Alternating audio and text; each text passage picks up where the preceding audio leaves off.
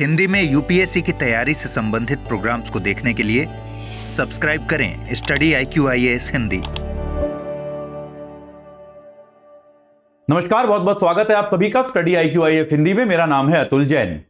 मैं आज आपके सामने लेकर आया हूं एक महत्वपूर्ण समाचार, एक ऐसी बैठक के बारे में जानकारी जो अभी इस समय अबू धाबी में चल रही है और जिससे अपेक्षा तो ये थी कि वो वैश्विक व्यापार को सुगम बनाएगी या फिर वैश्विक व्यापार के नए रास्ते खोलेगी या फिर वैश्विक व्यापार में जो भी अड़चने हैं उसको कम करने का प्रयास करेगी। लेकिन जैसा कि सभी का मानना है और सभी विचारकों का मानना है, सभी विश्लेषकों का मानना है, सभी समाचार पत्रों का यह मानना है और मेरा व्यक्तिगत तौर पर भी यह मानना है कि इस बैठक से कुछ ज्यादा हासिल नहीं होने वाला।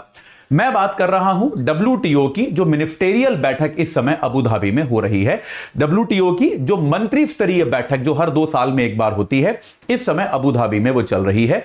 तो आज हम अगले 15 मिनट में चर्चा करेंगे कि इस बैठक के कुछ खास प्रमुख मुद्दे क्या होने वाले हैं और क्या इस बात की कोई संभावना है कि उन मुद्दों का कोई समाधान निकल पाएगा या नहीं। अगले 15 मिनट में हम इसकी चर्चा करेंगे। बहुत ज्यादा इंपॉर्टेंट टॉपिक है, अंतर्राष्ट्रीय संबंध और इकोनॉमिक्स दोनों के लिए बहुत ज्यादा इंपॉर्टेंट है, तो कृपया इसको ध्यान से सुनिएगा।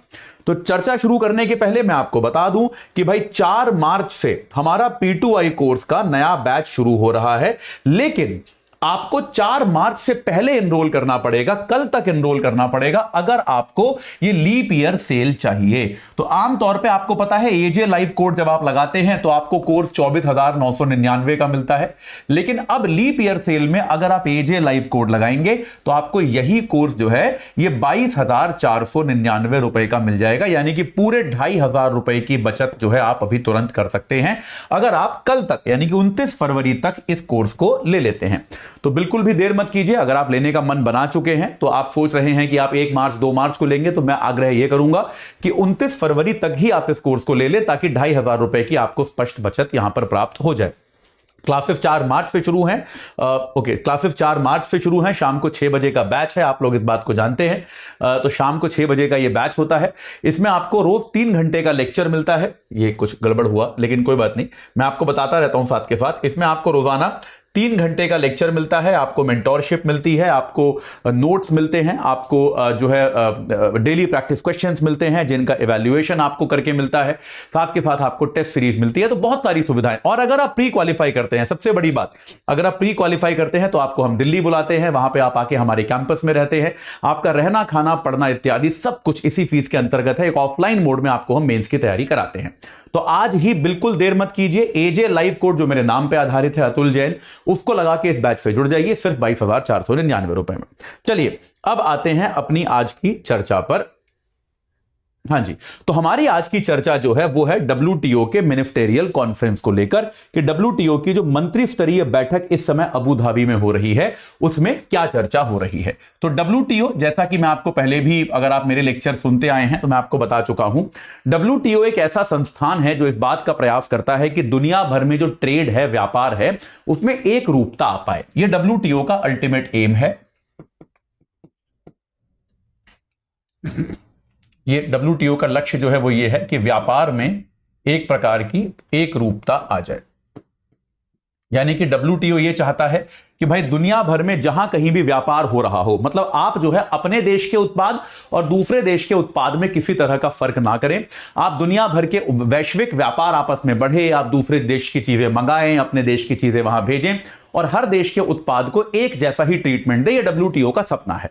तो अगर WTO का सपना, जो मैं आपको पहले भी बता चुका हूं मेरे ख्याल से अलग अलग सेशंस में कई बार, WTO का अल्टीमेट एम क्या है, उसका लक्ष्य क्या है कि दुनिया में कहीं किसी प्रकार की कोई टैरिफ ना हो, यानी कि कोई चीज अगर अमेरिका में बन रही है वो उतनी ही सुगमता से भारत में बिक जाए जितनी सुगमता से भारत में बनी हुई चीज अमेरिका में बिक पाती है, या फिर जितनी सुगमता से भारत की चीज भारत में बिक पाती है। तो उत्पादों में किसी प्रकार का या सेवाओं में किसी प्रकार का कोई भेदभाव ना हो, यह WTO का स्वप्न है। लेकिन जैसा कि हम जानते हैं यह तो संभव नहीं है, पूरी तरह से तो यह संभव नहीं है। तो अगर यह पूरी तरह से संभव नहीं है तो इसमें अनेक तरह की अड़चनें आती हैं और उन अड़चनों को दूर करना ही WTO का प्राथमिक काम जो है वो होता है। ठीक है, WTO का प्राइमरी काम जो है वो इन अड़चनों को दूर करना है। तो उसके लिए जो WTO की सबसे बड़ी बॉडी होती है वो होती है मिनिस्टेरियल कॉन्फ्रेंस। इसमें क्या होता है, देशों के वाणिज्य मंत्री जो होते हैं, वाणिज्य मंत्री या व्यापार मंत्री, कई कुछ देशों में उसे ट्रेड मिनिस्टर कहा जाता है, भारत में हम उन्हें कॉमर्स मिनिस्टर कहते हैं, तो वाणिज्य मंत्री हम भारत में कहते हैं, उन सभी की बैठक यहां पर होती है भारत की ओर से। भारत के ट्रेड मिनिस्टर जो हैं, कॉमर्स मिनिस्टर जो हैं पीयूष गोयल, वो इसमें सम्मिलित होते हैं, वो भारत का प्रतिनिधित्व करते हैं। बहुत बड़ा काम है ये, बहुत इंपॉर्टेंट काम है, क्योंकि अब जैसे जैसे मैं आपको बताऊंगा आप समझेंगे कि WTO के इस मंच पे भारत की एक बहुत बड़ी भूमिका है। WTO में पूरे एक तरह से बहुत सीधा सीधा बंटवारा जो है WTO में वो किस तरह से है, लगभग हर मुद्दे पर जो बंटवारा है वो कैसा है, विकसित देश एक तरफ होते हैं आमतौर पर, और जो विकासशील देश हैं वो आमतौर पर दूसरी तरफ होते हैं।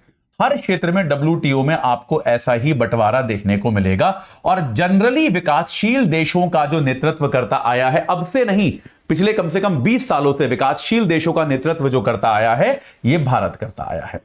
ये आपको हमेशा WTO में एक ट्रेंड देखने को मिलेगा कि विकासशील देशों की जो मांग है उनका सबसे बड़ा पुरोधा जो है, उनको प्रस्तुत करने वाला सबसे इंपॉर्टेंट देश जो है वो सामान्य तौर पे भारत ही रहा है। भारत ने ही विकासशील देशों की मांगों को सबसे ज्यादा मजबूती से आगे बढ़ाया है। ठीक है, तो अब यार इस बार के इस मिनिस्टेरियल कॉन्फ्रेंस में सबसे इंपॉर्टेंट मुद्दे क्या होने वाले हैं, पहले एक बार उसकी चर्चा कर लेते हैं कि महत्वपूर्ण मुद्दे जो हैं वो क्या होने वाले हैं। सबसे महत्वपूर्ण मुद्दा होगा अपीलीय प्राधिकरण का।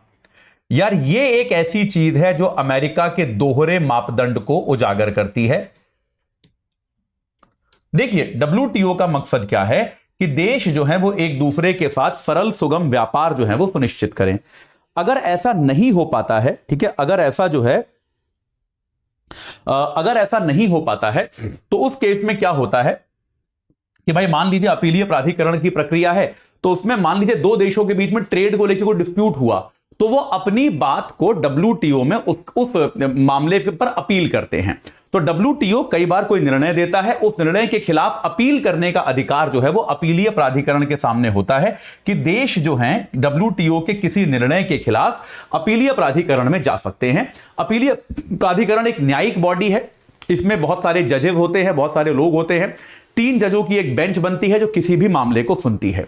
अब इसमें हो क्या रहा है कि अमेरिका, सोचिए अमेरिका जो कि आमतौर पे WTO का पुरोधा माना जाता है और दुनिया भर में फ्री मुक्त व्यापार का इतना बड़ा प्रवर्तक माना जाता है, अमेरिका की यहां पर नीति क्या है कि हम दुनिया भर के लिए तो नियम बनाएंगे पर वो नियम हम पे नहीं लगने चाहिए, जैसा कोई भी शक्तिशाली देश करता है कि भाई हम नियम बनाएंगे, बाकी सब उनको फॉलो करेंगे, हम नहीं करेंगे। तो अमेरिका यह कहता है कि भैया अपने देश की व्यापारिक नीति को निर्धारित करने का अधिकार जो है वो हमें होना चाहिए, WTO को नहीं। लेकिन WTO का तो लक्ष्य ही यही है, तो अगर ये नियम अमेरिका अपने लिए लगा रहा है तो ये नियम उसको बाकी दुनिया के लिए भी लगाने चाहिए। लेकिन अमेरिका शक्तिशाली है, तो पिछले कई वर्षों से अमेरिका ने ये जो प्राधिकरण है, अपीलीय बॉडी जो है, ये अपीलीय संस्थान में जजों की नियुक्तियां ही नहीं होने दे रहा। पिछले काफी समय से इसमें जजों की नियुक्तियां ही नहीं हो पा रही हैं, क्योंकि अमेरिका जो है उन नियुक्तियों को अनुशंसा ही नहीं दे रहा है। तो अब स्थिति यह है कि वर्तमान में इस अपीलीय संस्था में 0 सदस्य हैं। यानी कि अगर WTO के निर्णय के विरुद्ध आपको अपील करनी हो तो आपको कोई भी अपील करने का अवसर आपके पास उपलब्ध ही नहीं है, क्योंकि अपीलीय बॉडी है ही नहीं। तो इसमें क्या होता है, हर सदस्य जो होता है 4 वर्ष के लिए चुना जाता है, लेकिन वो स्टैगर्ड होते हैं कि एक साल में एक सदस्य चुना गया, फिर अगले साल में अगला सदस्य। तो आखिरी सदस्य भी 2020 में रिटायर हो गया है। 2020 के बाद से इसमें कोई सदस्य नहीं है, और अमेरिका इस पूरी प्रक्रिया को रोक कर बैठा हुआ है कि यहां पर हम किसी की भी नियुक्ति नहीं होने देंगे। तो एक जो पहला काम है इस मिनिस्टेरियल कॉन्फ्रेंस का वो ये है कि भाई इस डेडलॉक को तोड़ो। भाई अगर अपीलीय संस्थान नहीं होगा तो WTO के न्याय को मानेगा कौन? तो WTO के न्याय का औचित्य क्या रह जाएगा? तो इस पूरी प्रक्रिया के लिए यहां पे अपीलीय संस्थान पर ये जो एक रुकावट आई हुई है इसको खत्म करना जरूरी है। लेकिन जैसा मैंने पहले बताया कि अमेरिका ने स्पष्ट संकेत दिए हैं कि वो इस मामले में अपना स्टैंड, अपना रवैया बिल्कुल भी नहीं बदलेगा। और अगर अमेरिका रवैया नहीं बदलेगा माफ कीजिएगा, तो इसमें कुछ भी हो पाएगा या नहीं, इसकी संभावना लगभग शून्य है। ऐसा बिल्कुल भी नहीं लगता कि इसमें कोई भी परिवर्तन आएगा। दूसरा बड़ा मुद्दा जिसमें भारत का नाम आता है वो है मत्स्य पालन का मुद्दा, मत्स्य पालन की सब्सिडी। यार देखो, दुनिया भर में जब भी कोई सरकार अपने लोगों को सब्सिडी देती है, भाई सरकार जो है सब्सिडी तो अपने लोगों को देगी, बाहर वालों को तो देगी नहीं। तो अगर कोई सरकार मान लो अपने किसानों को सब्सिडी दे रही है या अपने उद्योगपतियों को सब्सिडी दे रही है, तो वो उनको एक एडवांटेज दे रही है कि नहीं, कि भाई मान लो सरकार अपने देश के उद्योगपति को सब्सिडी दे रही है तो वो अपना माल सस्ते में बेच सकता है, बाहर वाले को तो सब्सिडी मिल नहीं रही तो वो महंगा बेच पाएगा। तो ये जो है सब्सिडी जो होती है वो ट्रेड डिस्टॉर्टिंग मानी जाती है, कि इनसे एक जो मुक्त व्यापार की प्रक्रिया है उसमें बाधा पड़ती है। तो अब जो एक बड़ा मुद्दा आजकल दुनिया भर में है वो है मत्स्य पालन की सब्सिडी को लेकर, कि भारत हो गया, इस तरह के जो विकासशील देश हैं जैसे भारत हो गया, बांग्लादेश हो गया, इंडोनेशिया हो गया, इस तरह के विकासशील देश जो हैं ये अपने मछुआरों को बहुत बड़ी सब्सिडी देते हैं। और इसके कारण क्या होता है, सब्सिडी के लालच में इनके मछुआरे कई बार जरूरत से ज्यादा मत्स्य पालन करते हैं, कि कई बार वो समुद्र के गहरे इलाकों में भी जाते हैं जहां पे मत्स्य पालन पर प्रतिबंध है, वहां से भी मछलियां पकड़ लाते हैं, क्योंकि मछली पालन पर सरकार सब्सिडी देती है तो इनको अच्छी खासी कमाई हो जाती है। तो उस कमाई के लालच में ये लोग जो है कई बार अनाधिकृत तरीके से मत्स्य पालन करते हैं। कई बार ऐसे क्षेत्रों में बॉटम ट्रॉलिंग जैसी चीजें होती हैं जहां पर आप देखेंगे समुद्र की सतह को खुरच कर मछलियां पकड़ी जाती हैं, जो कि पर्यावरण के लिए भी उचित नहीं है। तो वैश्विक तौर पर यह मांग चल रही है कि मत्स्य पालन की सब्सिडी जो है इसको लेकर नियम बने या फिर इसे खत्म किया जाए। लेकिन यहां पर भारत जो है उसने स्पष्ट तौर पे कह रखा है कि यार देखो, आपकी बात से हम सहमत हैं कि पर्यावरण बहुत जरूरी है, लेकिन भारत ने जो स्टैंड भारत का पर्यावरण को लेकर है, जो आपने देखा होगा यूएनएफसीसी वगैरह में, वही स्टैंड भारत का यहां पर भी लेकर है कि ये जो पर्यावरण है मत्स्य पालन को लेकर, समुद्री पर्यावरण जो है वो हम सबकी साझा लेकिन विभेदित जिम्मेदारी है। इसका मतलब क्या हुआ, साझा मतलब हम मानते हैं कि यह हमारी जिम्मेदारी है, लेकिन विभेदित मतलब डिफरेंशिएटेड, कि सबके ऊपर यह जिम्मेदारी अलग अलग होनी चाहिए।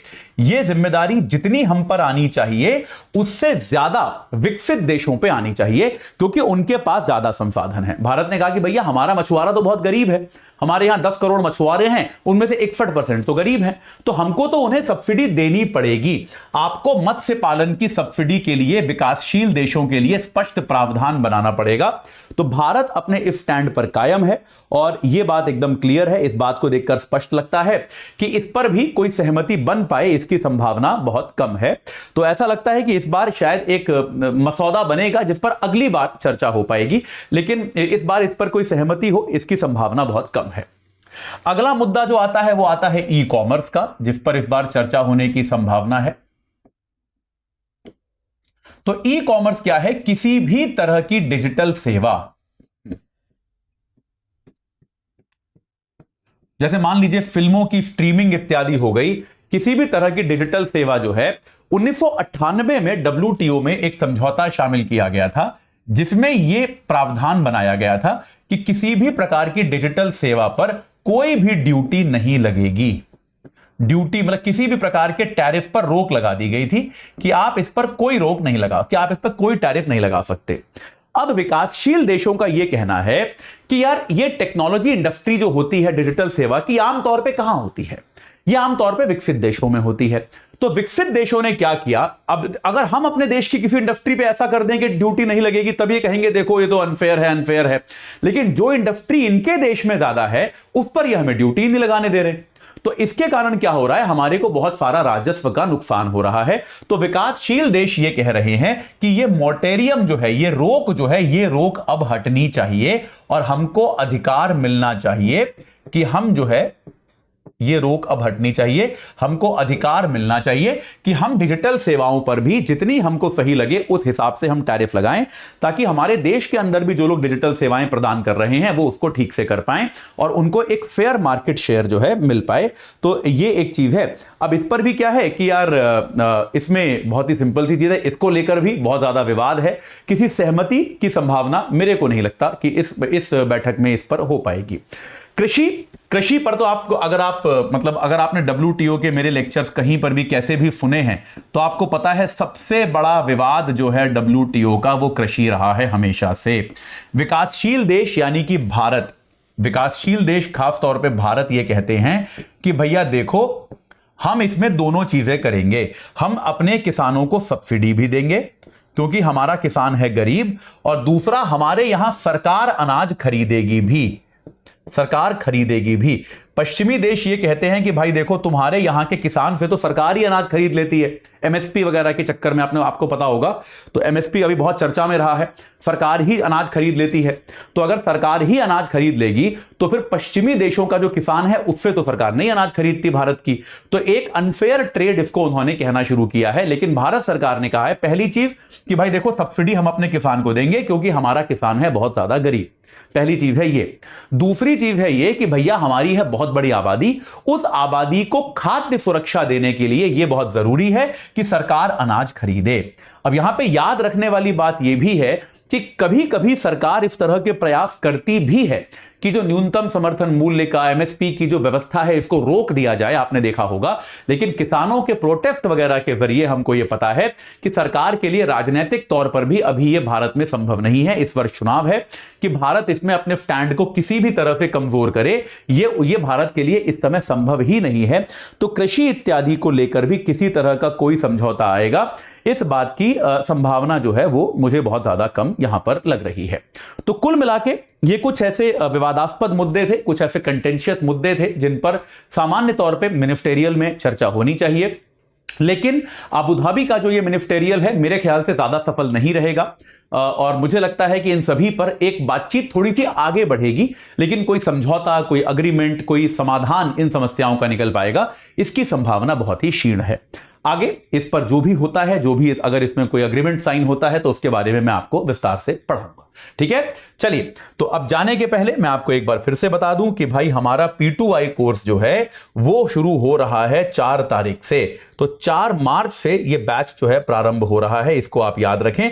लेकिन इस 4 मार्च वाले बैच में आपको याद ये रखना है कि ये एक तो P2I बैच है, तो 2025, 2026, 2027 में जो लोग एग्जाम दे रहे हैं उनके लिए ये सूटेबल है। AJ लाइव कोड लगा के आप सिर्फ 22,499 में इससे जुड़ सकते हैं, लेकिन ये डिस्काउंट कब तक है? केवल 29 फरवरी तक ही उपलब्ध है, ये आपको याद रखना पड़ेगा। 29 फरवरी तक आप लोग जो है इस बैच से जुड़ सकते हैं, यानी कि कल तक आप इस बैच से जुड़ सकते हैं केवल 22,499 में। आमतौर पे ये 24,999 का होता है एजे लाइव कोड के बाद, तो 2,500 रुपए की छूट आपको सीधी सीधी मिल रही है। जुड़ जाइए तुरंत, 4 तारीख शाम 6 बजे से बैच शुरू हो जाएगा। P2I है, प्रीलिम्स मेंस इंटरव्यू सबकी तैयारी आपको कराएगा। आपको इसमें डेली 3 घंटे की लाइव क्लास मिलेगी, आपको मेंटोरशिप मिलेगी, आपको नोट्स मिलेंगे, आपको डेली प्रैक्टिस क्वेश्चन मिलेगा, सब्जेक्टिव ऑब्जेक्टिव दोनों।